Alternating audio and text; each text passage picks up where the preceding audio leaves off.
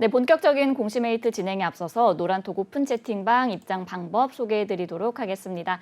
노란톡 오픈 채팅방에 변영인의 기업공시연구소라고 검색하신 후에 입장하시면 되는데요. 공시 관련해서 각종 질문 남겨주시면 제 옆에 계신 변영인 대표님께서 친절하고 빠르게 답변 도와드리도록 하겠습니다. 그럼 오늘의 첫 번째 기업 확인해 보겠습니다. 오늘의 첫 번째 기업은 하나투어입니다. 하나투어는 1994년 설립돼서 2011년 유가 증권시장에 상장했습니다. 주요 사업은 전 세계 20여만 개의 여행 상품을 전국 8천여 개의 협력 여행사, 온라인 포털, 쇼핑몰 등의 다양한 유통 채널을 통해 판매하는 종합 여행사인데요. 종속회사를 통해 출장 수요 및 자유 여행 등과 같은 특화된 시장을 위한 여행 알선 사업을 하고 있고요. 해외를 거점으로 한 서비스 제공 사업 등을 진행하고 있습니다. 사업 부문은 여행 알선 서비스 부문, 운송 사업, 숙박시설 운영 숙탁업, 호텔업, 소프트웨어 개발 및 유지 보수 등의 사업 부문으로 구분됩니다. 실적도 한번 확인해 볼게요. 2021년도 연결 기준 매출액은 401억 원, 영업 손실 1,238억 원, 당기 순손실 585억 원을 기록했는데요. 매출액은 전년 대비 60.3% 감소했고 영업 손실은 7.8% 증가했으며 당기 순손실은 73.2% 감소했습니다. 회사는 코로나19 확산으로 인한 아웃바운드 여행사의 타격과 업황 부진으로 주요 실적들이 감소했다고 밝혔습니다. 네, 이렇게 기업 정보 알아봤고요. 대표님, 어떤 공시 확인해 볼까요? 네, 바로 어제였습니다. 회사 채무 인수 결정 공시가 있었는데 내용 살펴보도록 하겠습니다. 채무 인수의 결정입니다. 채무를 말 그대로 인수했다는 겁니다. 대신 갚아주기로 결정을 했다라는 공시가 좀 됐는데 원 채무자인 이 마크 호텔은 이 종속회사입니다. 즉 자회사거든요. 자회사가 보유하고 있는 이 채무입니다. 34억 966만 4,237원. 33억 원에 해당되는 이 자회사 마크 호텔의 이 채무를 하나투어가 대신해서 좀 갚겠다는 겁니다. 채무의 내용입니다. 마크 호텔의 미지급, 임차료 소송 대응에 대해서 당사의 보증 채무가 발생됐다. 자기 자본 대비에는 5.73%에 좀 해당이 되고 있고요. 채무의 인수 이유에 대해서는 원 채무자의 채무 상환 여력, 악화에 따라서 연대 보증의 어떤 의무를 갖고 있는 하나투어가 이 채무를 이행할 수밖에 없는 이 상황이 발생됐다는 겁니다. 이사회 결의일은 4월 11일입니다. 회사는 이에 대해서 채무 인수에 대한 내용은 연결 기준 2021년도 자기 자본의 5.9%에 5.7%에 해당된다라고 좀 밝히는 공시가 좀 됐는데, 자, 그런데 이어서 공시가 하나 또 있었죠. 네. 회사는 불성실 공시법인의 지정 예고가 좀 됐습니다. 내용 살펴보도록 하겠습니다. 회사명은 하나투어입니다. 공시 불이행 사실이고요. 불성실 공시의 내용은 채무 인수 결정의 사실 지연 공시다. 이게 뭐냐면 아까 방금 전에 우리가 좀 보고 왔던 마크 호텔의 채무 인수 결정에 관련된 이 공시가 원래는 4월 11일 날 공시 의무가 있었는데 네네. 이걸 하루 늦게 좀 제출을 한 겁니다. 이어서 내용을 보도록 할게요. 유가증권시장 공시규정 제33조에 의거해서 회사는 상기 예고 내용에 대해서 이의 신청을 4월 21일까지 할 수가 있고요. 이에 대해서 이 유가증권시장 상장공시위원회에서는 심의에 대한 어떤 부가 벌점 또는 이 공시 위반, 제재금의 부과 여부를 좀 결정할 사항이다. 그런데 단서가 있습니다. 이의 신청이 없고 첫 번째, 두 번째, 위반의 동기가 고의 중과실이 아니고 세 번째, 위반의 중요성이 중대한 위반이 아니고 과거 1년간 공시 의무 위반 사실이 없는 경우에는 공시위원회 심의를 생략할 수 있다. 자, 이 규정이 뭐냐면, 자, 여기서부터 볼게요. 자, 지금 색칠한 이 부분인데, 이 부분이 최근 4월 1일부터 개정된 이 규정의 시행세 측이 이제 새롭게 이제 규정이 적용되는 겁니다. 뭐냐면 과거에 사실 중과실 의무와 상관이 없이 무조건 이 벌점 부과 사항에 대해서 뭐 코스닥의 경우에는 이 기업심사위원회를 거쳐서 최종 이 부가 벌점에 대한 어떤 심의를 좀 하지 않습니까? 네. 마찬가지로 지금 하나투어의 경우에는 유가증권시장위원회입니다. 공시위원회에서 사실상 이 여부를 좀 검토를 하는데 이게 이 단서에 해당되는 내용 3가지에 해당되지 않을 경우에 심의를 생략하겠다는 겁니다. 첫 번째 다시 한번 읽겠습니다. 이의 신청이 첫 번째 없애야 되는 단서. 회사가 이에 대한 어떤 예고 통지에서 이의 신청이 없는 단서 첫 번째, 두 번째 위반의 동기가 고의성 그리고 중과실 사항이 아닐 경우, 세 번째 과거 1년 동안 공시 의무의 위반 사실이 없는 경우. 지금 최근 1년간 부가벌점이 좀 제로입니다. 하나투어의 경우에는 3번, 3번, 세 번째 항목에는 좀 해당이 되고 있지 않죠. 자, 그렇다면 지금 위반의 동기가 고의, 중과실 여부냐라고 좀 봤을 때 네. 사실상 이 채무, 빚을 대신해서 인수하는 어떤 사항들에 대해서는 의사소통이 좀 부재했거나 공시규정의 어떤 미숙지 사항이 이 공시의 어떤 사항들 이 부분을 일부러 고의적으로 좀 회피할 의도는 아닌 것을 좀 보여지기 때문에 이 1번 사항도 지금 해당 사항은 없죠. 그렇다면 지금 두 번째 위반의 중요성 그리고 중대한 위반 사항이냐, 사실상 이게 회사의 어떤 중대한 어떤 이 모멘텀의 훼손 관점이라든가 투자자 보호 차원의 아주 중대한 사항이라고 좀 볼 수 있는 의사 결정은 또 아니라는 이 관점 때문에 네네. 저는 개인적으로 상장공시위원회 심의 과정은 좀 생략되지 않을까 싶어요. 물론 이게 케이스 바이 케이스가 좀 다릅니다. 지금 33억 원의 자회사 채무를 대신해서 갚아야 되는, 즉 원채무자의 어떤 기한이익 상실로 인해서 이 연대 보증인의 어떤 책임 의무가 좀 부과가 좀 된 건데 33억 원의 어떤 이 채무를 이 하나투어가 좀 지급하는 이 사실이 사실상 이게 중대한 사항을 좀 위반한 것인가라는 관점에서는 고의성은 좀 없어 보인다라는 관점이기 때문에 이 부분은 사실상 뭐 공시위원회의 어떤 개최 여부까지는 좀 그 여부까지는 생략이 되지 않겠는가 예상해 봅니다. 네, 일단 뭐 통상적인 좀 공시 규정을 체크하지 못했거나 아니면 뭐 그런 업무 프로세스 과정에서 놓치지 않았나 싶은데, 대표님 근데 보니까 그동안 하나투어가 코로나19로 2년 동안 2천억 원이 넘는 영업 손실을 기록을 했거든요. 그동안 뭐 자금 조달을 위해서 대규모 구조 조정 그리고 사옥을 매각을 하면서 버틴 모습인데, 정부도 이제 거리두기 단계를 점점 완화하면은 엔데믹도 이제 가시화된다면 그러면은 회사가 좀 이제 경영에 정상 궤도의 속도를 좀 박차를 가하지 않을까 싶은데 어떻게 보실까요? 예, 그건 당연한 얘기입니다. 사실상 우리가 뭐 항공주, 여행주, 그다음에 뭐 레저, 뭐 관련된 이 코로나19의 최대 피해주가 사실 업황 부진에 따른 원인은 이동의 제한이거든요. 네. 하늘길이 막혔고 이동의 제한 조치가 사실상 여행업을 주 사업으로 영위하고 있는 이 회사의 중대한 이 모멘텀의 훼손이었는데 이 기간이 사실상 2019년도 이후, 즉 2020년도 2월부터 좀 이 팬데믹이 가시화가 됐죠. 그렇죠.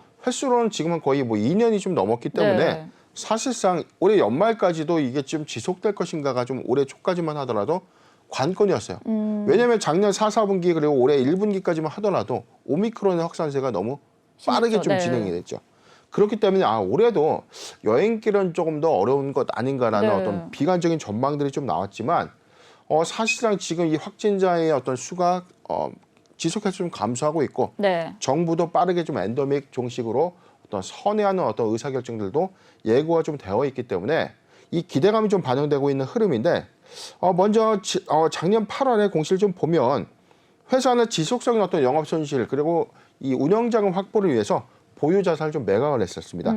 회사가 보유하고 있는 이 토지 건물, 서울시 이 공평동 1회 대지 건물 주기 당사 지분을 매각을 했는데 전체 양도 금액은 1,170억 원입니다. 회사는 재무구조 개선과 현금의 유동성 확보를 위해서 유용자산, 본사 건물을 좀 매각을 좀 했고요. 자, 이에 따라서 지금 1,170억 원의 자금을 좀 확보를 좀 했었고요.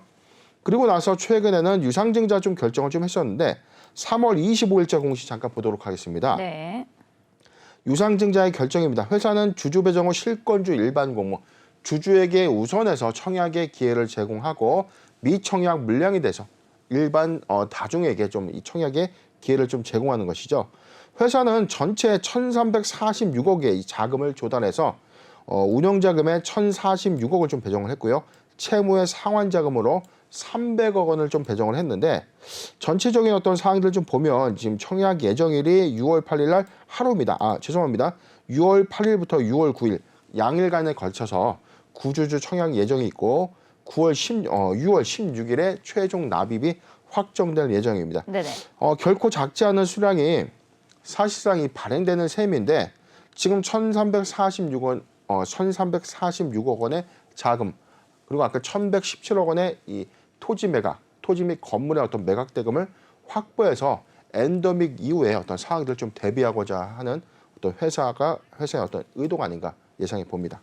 네, 이렇게 유상증자 공시까지 짚어주셨는데 대표님, 근데 이게 그 재무 상태가 좀 악화된 상황 속에서 유증이면은 주가 하락이 우려되지도 않을까 싶은데 어떻게 보세요? 근데 최근에 어떤 이 하나토의 어떤 주가 상승률이 사실상 아직 업황이 회복되지도 않았고 사실상 하늘길이 열리지도 않았음에도 불구하고 오히려 주가는 지금 이 2019년 이 코로나19의 팬데믹 상황 이전보다 더 올라와 있습니다. 네. 자, 이런 상황에서 지금 유상증자를 좀 결정했다는 것은 단기간 어떤 이 주가 가치의 어떤 희석이 좀 불가피할 수밖에 없는 요인은 맞는데 네네. 우리가 중장기 관점에서는 지금 이 회사는 대비를 해야 돼요. 자, 그쵸. 코로나19 엔더믹 이후에 업황의 어떤 화랑기가 좀 이 도래가 된 시점.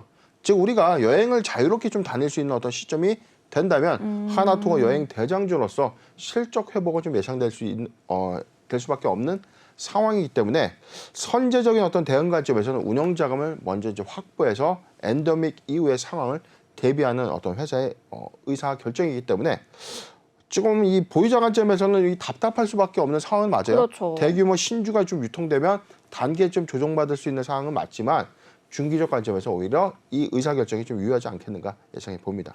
네, 일단 뭐 유상증자에 대해서는 불가피한 선택이다. 오히려 업황 회복 후에 중장기적인 관점으로 봤을 때는 좀 필요한 부분이다라고 말씀을 해주셨습니다. 물론 이 코로나19 이전 수준까지 좀 회복을 하기에는 다소 시간이 필요한 건 사실이지만요. 리오프닝주에 대한 관심이 지금 역시나 커지고 있습니다. 대표님, 이 하나투어의 투자 전략과 또 전반적인 여행주의 전망 어떻게 보시나요? 네, 하나투어의 경우에는 사실상 일봉 차트와 이 주봉 차트의 관점이 좀 달라요. 먼저 일봉 차트의 최근 이 차트의 어떤 흐름들 좀 보면 지금 2019년도, 2020년도 관점에서는 지금 상당히 좀 많이 올라간 것처럼 좀 보여져요. 네네.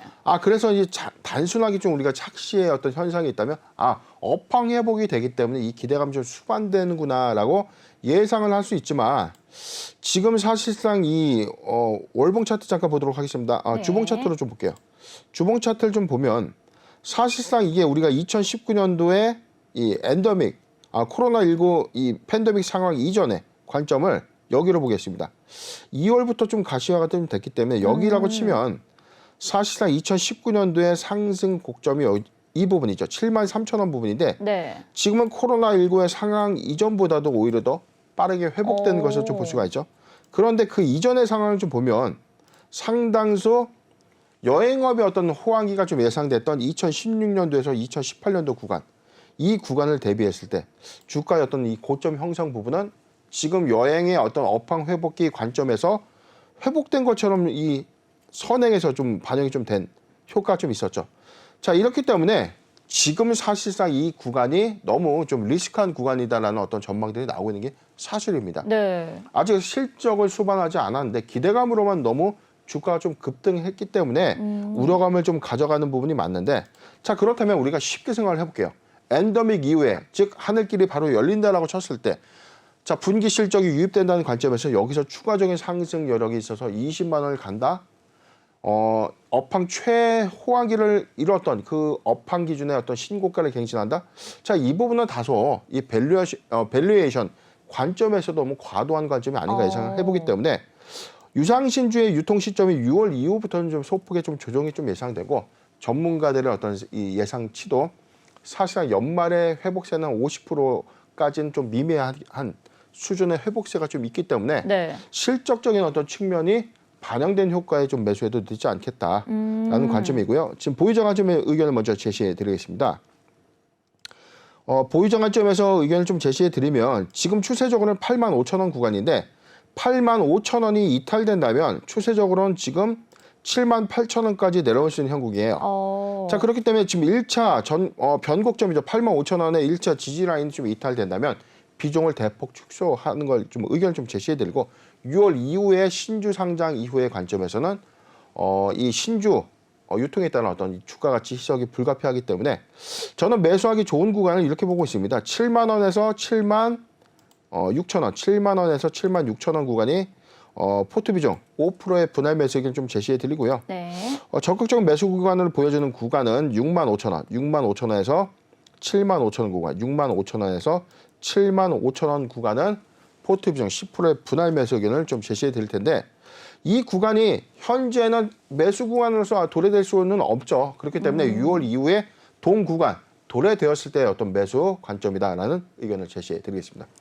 네, 이 보유자 관점에서는 8만 5천 원이 이탈된다면 7만 8천 원까지 하락할 가능성이 있으니까 이제 좀 비중을 축소하시는 것이 좋을 것 같고요. 매수하기 좋은 구간은 7만 원에서 7만 6천 원, 포트 비중 5%의 분할 매수 의견 주셨습니다. 적극적인 매수 구간은 6만 5천 원에서 7만 5천 원까지 포트 비중 10%의 분할 매수 의견 주셨고요. 6월 이후에 이제 소폭 조정이 있을 수도 있습니다. 실적이 반영된 후에 매수해도 늦지 않으니까 잘 참고하시면 좋을 것 같습니다. 네, 이렇게 하나투어 살펴봤고요. 두 번째 기업 확인해 보겠습니다. 오늘의 두 번째 기업은 HDC 현대산업개발입니다. HDC 현대산업개발은 2018년 5월에 현대산업개발의 인적 분할을 통해서 신설회사로 설립이 됐고요. 2016년에 유가 증권시장에 상장했습니다. 현대산업개발의 사업 중 건설사업, 프리캐스트 콘크리트, 호텔 및 콘도 사업을 진행하고 있습니다. 매출 포지션은 건설 부문 89.8%, 프리캐스트 콘크리트 호텔 등 10%로 구분됩니다. 실적도 한번 확인해 볼게요.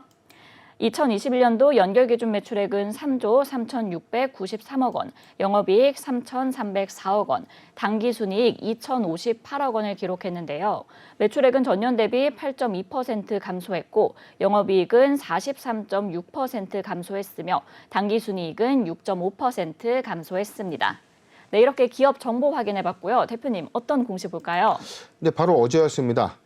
회사 두 건의 공시가 좀 있었는데 먼저 첫 번째 공시 좀 보도록 하겠습니다. 투자 판단 관련한 주요 경영사항입니다. 제목입니다. 처분 사전 통지서 수령. 처분을 사전에 통지하는 이 절차를 수령했다는 뜻입니다. 회사는 서울시에 처분 사전 통지서를 수령했습니다. 주요 내용 살펴보도록 하겠습니다. 제목입니다. 토목 건축 공사업 처분 사전 통지서 의견 제출 통지를 했는데 내용은 처분에 대해서 사전 통지 및 의견 제출을 통지했고 2022년도 4월 29일까지 제출 기한을 설정했다. 관련 사실입니다. 광주 화정동 아이파크 아파트의 외벽 그리고 슬래브의 이 붕괴 사고와 관련된 내용이고요. 처분하고자 하는 내용은 등록의 말소 또는 영업정지의 1년입니다. 법적 근거는 건설산업기본법을 근거로 하고 있습니다. 회사는 이사회의 결의일 또는 사실 확인일은요. 처분 사전 통지서를 수령한 날짜다라고 좀 밝혔고 이에 대해서 회사는 추후 청문 절차 등에서 회사의 입장을 성실하게 좀 소명할 예정이고 위 청문 절차 등을 걸쳐서 영업정지 등의 처분이 내려질 경우에 그 효력 정지를 신청하고 취소 소송을 제기하면서 법적으로 대응을 하겠다라고 좀 밝혔습니다. 두 번째 공시 보도록 하겠습니다. 네. 타인에 대한 이 채무 보증인데 타인에 대해서 회사가 이제 채무를 이제 보증하는 겁니다. 채무자는 TI파크 속초인데 지금 이 건설 중인 이 도급 중인 속초 2차 아이파크 신축 공사에 대해서 이 사업에 대한 어떤 대출 시행에 대한 어떤 채무 보증이기 때문에 건설사들이 이 제3의 어떤 이 채무 보증 공시 사항들이 좀 많기 때문에 크게 중요한 공시는 좀 아니었습니다. 4월 8일자 특이한 공시가 하나 있는데 이 내용도 같이 살펴보도록 하겠습니다. 네. 회사 단일 판매 공급 계약의 해지 소식을 좀 전해왔는데 기존에 수주했던 대전 도안 아이파크시티 2차 신축 공사에 대해서 이 계약금에 이 공사가 최종적으로 해지가 된 겁니다. 계약 상대방은요 유토개발 2차고요. 해지 금액은 1,097억 원에 1,971억 원이죠. 1,971억 원에 해당되는 공사 수주가 좀 해지가 된 겁니다. 해지의 주요 사유는 사정의 변경 등으로 계약이 해지가 됐다라고 좀 밝혔는데 투자 판단 관련된 주요 사항을 좀 보도록 하겠습니다. 본 사업은 2018년 11월 30날 최초 도급 계약을 체결해서 공시를 한 바 있었는데 이에 대해서 도급계약 해지에 대한 법률 검토 후에 대응을 할 예정이다. 토지 가등기 본사업 관련된 당사의 기투입 비용 회수를 위한 채권 확보는 완료가 됐다. 상대방의 어떤 귀책 사유로 인해서 원청사가 사실상 이 계약 해지를 한 것으로 보여지는데 이에 네. 대해서는 지금 도급 계약 해지는 좀 됐지만 토지 가등기를 통해서 일단 회사가 투입했던 기존에 투입됐던 어떤 비용들에 대해서 회수를 하기 위한 이 채권은 확보를 했다라는 공시가 좀 되겠고 해지 금액은 부가세를 포함한다라고 밝히는 공시가 되겠습니다. 네, 서울시가 광주 화정동 아파트 붕괴 사고와 관련해서 HDC 현대산업개발에 영업 정지 1년 또는 등록 말소 등 행정 처분을 이행할 것을 통보했습니다. 물론 이제 현산 입장에서도 좀 철저하게 소명을 하겠다 이렇게 나타났는데요. 대표님, 이 결과 어떻게 나올 걸로 보세요? 네, 지금 사실상 이 많은 이슈가 좀 있었어요. 지금 지난번에 이 8개월에 영업정지 통보를 좀 받은 상태에서 회사는 즉각 법적 어떤 대응을 좀 하겠다. 효력정지 가처분, 영업정지의 효력정지 가처분을 제기해서 법적으로 좀 제기하겠다. 만약에 가처분이 인용이 되면 인용된 날로부터 영업정지 어떤 효력은 사라집니다. 본안 판결의 어떤 확정 기일까지 시간을 좀 벌 수 있기 때문에 현대산업개발의 입장에서는 사실상 이 시간을 충분히 벌어둔 상태에서 수주를 확보하고자 하는 어떤 의도가 좀 있는데 지금 전체적인 게 사실 관건은 이게 가장 우려스러운 부분이죠. 면허가 과연 좀 취소될 것인가? 네. 면허가 취소가 된다는 것은 기존 공사 이외에 어떤 공사도 할 수가 없는 겁니다. 네. 영업정지와는 어폐가 좀 다른 거죠. 영업정지의 경우에는 사실상 신규 수주의 어떤 제약 요건을 좀 갖고 있지만 네. 면허 취소의 경우에는 사업 근간을 좀 흔들 수밖에 없는 강력한 어떤 조치이기 때문에 자, 이 부분이 과연 좀 실행이 좀 될까라는 게 이 가장 포인트였는데 일단은 지난 이 학동 아이파크 붕괴 사고와 관련해서 8개월의 영업정지 처분이 있었고 네. 최근에 어떤 이 투자 판단 관련된 이 주요 경영사항이 지금 밝혀진 내용처럼 지금 일단 사전 이 의견 제출 통지를 4월 29일까지 서면 제출할 겁니다. 하고 나서 일단 처분을 하고자 하고는 이 서울시의 이 조치 사전 통지서에는 등록 말소를 하겠다라는 어떤 내용이 기재가 된 건 아니죠. 등록 말소 또는 영업 정지 1년에 대해서만 언급이 돼 있던 거죠. 최악의 경우에는 등록이 말소될 수 있고 가장 유한 어떤 결정은 영업 정지 1년을 추가할 수 있는 어떤 사항들인데 이 부분에 대해서는 어떤 조치 사전 통지서 이후에 이의 신청 절차를 통해서 추후에 확정이 좀 될 것으로 좀 예정이 좀 되고 있고 네네. 지난 보도 자료를 통해서 우리가 확인해 본 바로는 6개월 이내에 좀 결정을 하겠다라는 어떤 서울시의 입장이 있었기 때문에 네. 이 부분을 좀 더 지켜봐야 되지 않겠나 예상해 봅니다. 네, 일단 그럼 6개월 이후 좀 상황을 지켜봐야 될 것 같습니다. 그리고 오늘 보니까 방송 직전에 속보로 나왔었는데 학동 참사와 관련해서 하청업체인 한솔기업이 영업 정지 행정 처분을 받았는데 이제 여기에 하도급을 준 현산이 좀 추가 징계가 내려졌다고 하더라고요. 대표님, 이것까지 한번 같이 짚어주실까요? 예, 이 변수적인 요인인데 아마 이 관련된 투자 판단 관련 사항으로 한 번 더 공시가 좀 될 겁니다. 네. 자, 그렇기 때문에 지금 이 학동 건으로 8개월의 영업정지 처분이 좀 있었죠. 그런데 지금 8개월이 추가가 좀 된 건데 이 요소적인 부분이 사실상 이 시공권에 대한 하도급 관리 관리 규율을 좀 위반했다는 어떤 이 결정으로 추가 8개월이죠. 전체적으로 좀 1년 4개월의 영업정지를 지금 확정한 셈인데 물론 이제 회사 측에서도 이 법적 대응을 통해서 영업정지, 효력정지, 가처분을 좀 신청을 할 겁니다. 그렇다면 지금 1년 4개월의 영업정지는 일단 확정이 좀 된 상태고요. 그렇죠. 만약에 이제 화정동 건이 지금 이 예상되는 어떤 사항들인데 추가 건에 대해서 만약에 서울시의 어떤 의도가 면허 취소를 좀 결정을 했다면 네. 영업정지를 추가할 이유가 있었을까라는 어떤 판단도 좀 제가 조심스럽지만 좀 해봤거든요. 그렇기 때문에 화정동 건에 대해서도 면허 취소보다는 영업정지를 좀 더 길게 감으로써 어떤 회사의 어떤 기회를 한 번 더 제공할 가능성이 좀 크지 않겠는가 저는 그렇게 좀 예상을 해보는데 네네. 물론 이건 제 개인적인 생각입니다만 1년 4개월의 영업정지가 있었고 추가적인 어떤 사항에서 영업정지 어떤 1년 부분이 좀 더 추가가 된다면 전체적인 2년 4개월의 영업정지 기간으로 최종 확정이 좀 된다면 이 부분은 사실상 HD 현대산업개발 입장에서는 이 수주의 어떤 잔고 2년이 초과되는 이 기간이죠. 결코 작지 않은 영업정지 기간이기 때문에 충분한 이 결정상으로도 회사는 어떤 이 사업 근간을 좀 흔들 수밖에 없는 그런 어떤 처분 결정이기 때문에 저는 이제 조심스럽지만 면허 취소보다는 그래도 영업 정지 어떤 기간으로 좀 더 가져가지 않을까 예상해 봅니다. 네, 이 면허 취소보다는 그래도 좀 영업 정지에 좀 더 비중을 두고 예상을 해 주셨습니다. 대표님, 근데 만약에 이 영업 정지가 더 길어진다면 회사가 잘 버틸 수 있을지도 의문이에요. 가뜩이나 또 이렇게 안전성 논란이 있는 상황에서 원만하게 좀 수주가 이루어질 수 있을까요? 지금 저희가 지난 시간에도 사실상 이 수주 잔고에 대해서도 한번 말씀드렸죠. 회사가 확보한 수주 잔고의 폭은 아직도 많습니다.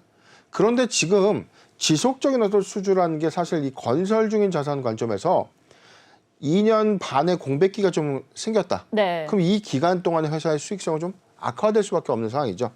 자, 그럼에도 불구하고 지금 우려감을 좀 갖고 있는 상황들이 이뿐만이 아닙니다.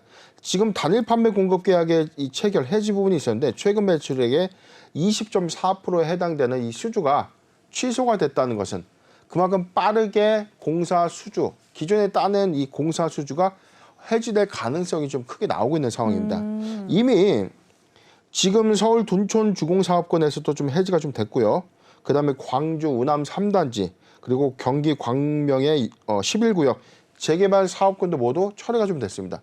지금 부산도 좀 논의가 좀 되고 있고 네. 추가적으로 좀 지속해서 어떤 이 수주의 어떤 취소 또는 이 계약 해지 사례가 좀 늘어나고 있는 만큼 수주보다 오히려 이 계약 해지 사항이 좀 늘어난다는 것, 늘어난다는 것은 회사의 어떤 수익성 관점 그리고 이 회사의 어떤 외형 축소 관점에서는 좀 가셔야 되는 상황에서 영업 정지 어떤 기간이 길면 길수록 현대 산업개발의 이 상황은 더욱더 악화되지 않을까 우려가 좀 됩니다. 네, 아무래도 좀 계약 해지 부분을 좀 더 걱정이 될 것 같습니다. 보유자분들의 우려가 좀 나날이 깊어지는 것 같은데요. 대표님, 그럼 대응 전략에 대해서도 말씀 부탁드릴게요. 네, 오늘 지금 현대산업개발 이 주가 뭐 1.7% 좀 상승하고 있는데 8개월의 추가 영업 정지가 반영이 됐음에도 불구하고 오늘 영향을 받지 않는 이유는 자 이런 부분이에요. 이게 면허 취소 관점이 아니구나. 지금 영업 정지가 추가적으로 된다는 것은 면허 취소보다는 영업 정지를 좀 더 추가해서 갈 수 있는 어떤 의도가 좀 반영된 효과로 지금 1.7% 정도 상승하고 있는 흐름을 좀 보여주고 있는데 자 이게 안도할 상황은 아니라는 거죠. 중장기 관점에서는 사실상 수주의 감소 요인 그리고 추가적인 수주를 확보할 수 있는 어떤 시간적인 기회비용의 어떤 박탈은 회사의 어떤 근간을 흔들 수밖에 없는 이슈이기 때문에 사실 관점에서 지금 상황은 더 좋지 못하는 관점이고 제가 판단할 때는 사실상 이 신규적 매수 관점에서는 좀 리스크한 것은 맞습니다. 그런데 지금 보유자 관점에서도 제가 사실상 지금 구간에 매도를 하는 것이 답이다라고 좀 말씀드릴 수밖에 없는 그런 부분들이 좀 난해한 부분이에요. 이게 지금 면허 취소의 어떤 관점이라면 정말 최악의 상황이고 최악의 그렇죠. 상황인 셈이고 지금 영업 정지가 좀 더 길어진다는 부분들로 호재는 또 아닌데 이게 주가는 좀 다르게 좀 인식을 하고 있다는 점이죠. 자, 이에 대해서는 저는 뭐 투자 의견 좀 표명하지는 않겠지만 지금 추세적으로 보면 14,800원, 14,800원이 이탈된다면 전고 영역 1월 27일 13,500원을 하회할 수 있는 주가의 흐름도 예상해 보기 때문에 지지 라인은 14,800원을 설정해 드리겠습니다. 네. 이 신규 매수는 이제 좀 리스크가 있다라고 말씀을 해주셨고요. 그리고 보유자 관점에서는 14,800원을 이탈한다면 13,500원까지도 하회할 수 있으니 좀 주의하시는 것이 좋겠다라고 말씀해 주셨습니다. 네, 이렇게 두 번째 기업 확인해 봤고요. 세 번째 기업 살펴보겠습니다. 오늘의 세 번째 기업은 UIL입니다. UIL은 1982년 설립돼서 2001년 코스닥 시장에 상장했습니다. 주요 사업은 휴대폰 및 전자제품 부품의 연구 개발과 제조 및 판매인데요. 주요 생산 제품군은 스마트폰, 키버튼, 금속 소재의 내외장품, 방수, 방진 및 방열, 부자재, 액세서리 등입니다. 삼성전자와 LG전자를 주요 매출사로 휴대폰용 키패드를 공급을 하고 있고요. 2010년에는 베트남 공장을 설립해서 공급을 확대하고 있습니다. 현재 중국, 베트남, 인도 등 현지 생산법인 총 5개사를 연결 대상 종속 기업으로 보유하고 있습니다. 최근 실적도 한번 확인해 볼게요. 2021년도 개별 기준 매출액은 496억 원, 영업 손실 91억 원, 당기 순손실 134억 원을 기록했는데요. 전년 대비 매출액은 0.7% 감소했고 영업 손실은 27.6% 감소했으며 당기 순손실을 기록하면서 적자 전환했습니다.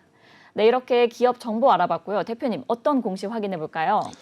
네, 바로 어제였습니다. 회사 어제가 아니죠. 4월 11일이었습니다. 연결 재무제표 기준 영업 잠정 실적 공시를 했는데 내용을 좀 살펴보도록 하겠습니다. 재무제표 기준 영업 실적입니다. 매출액은요, 전년 동기 대비 무려 20.8%가 증가한 808억을 기록했습니다. 영업이익은 17억 9,400만 원을 좀 기록하면서 흑자 전환을 좀 했고요. 당기순이익은 25억 원을 기록하면서 흑자 전환을 했습니다.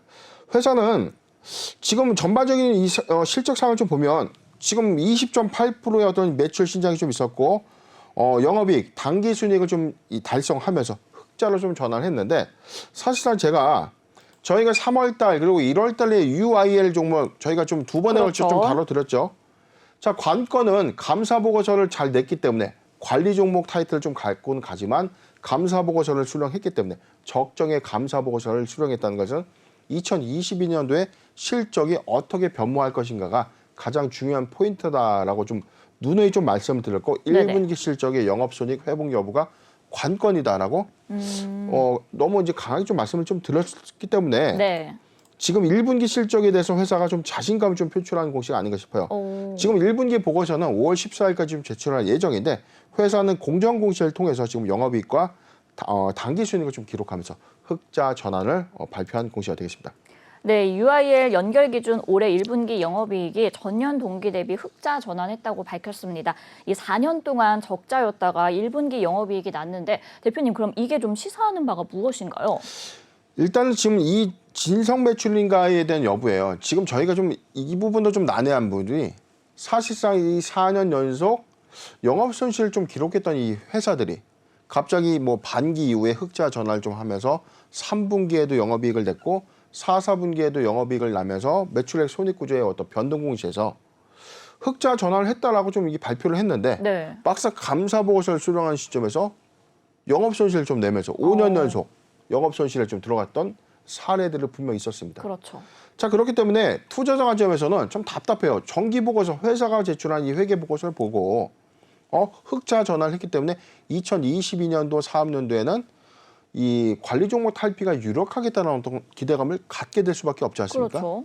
그럼에도 불구하고 사실상 이게 기말에 번복이 되는 사례가 좀 있기 때문에 우려스러운데 지금 아직 1분기 보고서가 좀 제출되지 않았기 때문에 어떤 부분에 어떤 매출 신장을 좀 가져왔는지에 대한 여부는 아직까지는 확인하지 못했지만 사업 부분별로의 어떤 이 매출 증감 효과는 정기 보고서의 어떤 사업의 개요 그리고 매출 현황의 어떤 변동 내역들을 좀 보면서 한 번 더 저희가 리뷰를 좀 해드리도록 하겠습니다.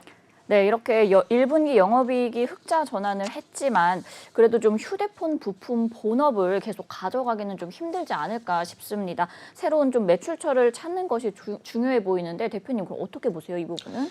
네, 지금 이 상황을 좀 보면 잠깐 사업보고서 내용을 좀 보도록 할게요. 네. 회사 2021년도 기준의 어떤 사업보고서의 어떤 매출 증감의 어떤 상황인데 전체적인 어떤 증감을 보면 지금 휴대폰 부품 사업 부분은 좀 감소하고 있죠. 네네. 지금 전체적으로 4,260억 원에 해당됐던 이 휴대폰의 부품 사업 부분은 지속제 최근 3년 새 좀 감소 요인이 좀 있는데 자, 그렇다면 지금 영업손익이 4년 연속 좀 일어났던 이런 우려감들이 사실상 이 사업 구조의 어떤 구조 개편을 좀 시사해야 된다라는 이런 관점이 좀 있었고 어떤 사업의 구조 개편 통해서 또는 제3의 어떤 신규 사업을 좀 통해서 회사의 수익성 있는 사업으로 좀 변모해야 된다 어떤 관점에서 좀 말씀드렸고 회사도 이에 대한 어떤 신규 사업이나 인수합병들을 좀 검토하고 있다라는 어떤 보도 자료까지 좀 나온 상황이 있거든요. 네네.